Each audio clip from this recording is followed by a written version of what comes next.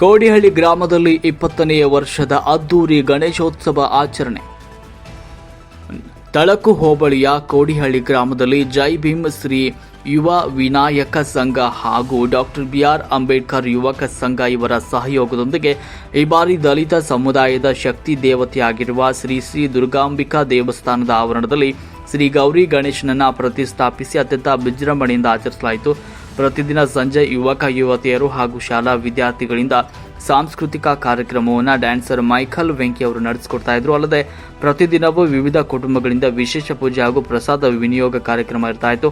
ಕೊನೆಯ ದಿನ ಇಡೀ ಸಮುದಾಯದ ಎಲ್ಲ ಜನತೆಗೆ ಅನ್ನ ಸಂತರ್ಪಣೆ ನಡೆಯಿತು. ಸುಮಾರು 12 ಅಡಿ ಶ್ರೀರಾಮ ಸೀತೆ ಹಾಗೂ ಆಂಜನೇಯ ಇರುವ ಶ್ರೀ ಗಣೇಶನನ್ನು ಡಾಕ್ಟರ್ ಮುನಿಸ್ವಾಮಿ ರೆಡ್ಡಿ ಅವರು ಇದರ ದಾನಿಗಳಾಗಿದ್ದಾರೆ. ಗಣೇಶ ಮೂರ್ತಿಗೆ ವಿಶೇಷ ಪೂಜೆಯನ್ನು ಸಲ್ಲಿಸಿ ಹೂವಿನ ಮಾಲೆ ಹರಾಜು ಪ್ರಕ್ರಿಯೆ ಮುಗಿಸಿ ವಿಸರ್ಜನೆಗೆ ಚಾಲನೆ ನೀಡಲಾಯಿತು. ಗ್ರಾಮದ ಎಲ್ಲ ರಾಜಬೀದಿಗಳಲ್ಲಿ ಮೆರವಣಿಗೆಯನ್ನು ಮಾಡಲಾಯಿತು. ಮೆರವಣಿಗೆ ತುಂಬ ವಿಜೃಂಭಣೆಯಿಂದ ನಡೆಯಿತು. ಇನ್ನು ಶ್ರೀಯುತ ನಾಗರಾಜರವರು ಬಂದ ಭಕ್ತರಿಗೆ ಅನ್ನ ಸಂತರ್ಪಣೆ ವ್ಯವಸ್ಥೆಯನ್ನು ಮಾಡಿದರು. ಸಾವಿರಾರು ಭಕ್ತರು ಗಣೇಶನ ಕೃಪೆಗೆ ಪಾತ್ರರಾದರು. ಯಾವುದೇ ಅಹಿತಕರ ಘಟನೆಗಳು ನಡೆಯದಂತೆ ಸುರಕ್ಷಿತವಾಗಿ ಗಣಪತಿಯನ್ನು ಪೂಜಿಸಿ ಗ್ರಾಮದ ಕೆರೆಯಲ್ಲಿ ಅತ್ಯಂತ ಭಕ್ತಿಪೂರ್ವಕವಾಗಿ ವಿಸರ್ಜಿಸಲಾಯಿತು.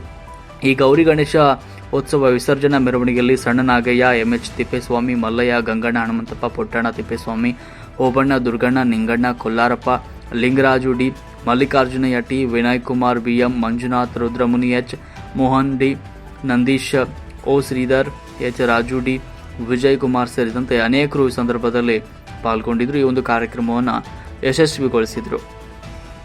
ವರದಿ ಹರೀಶ್ ನಾಯಕನಹಟ್ಟಿ.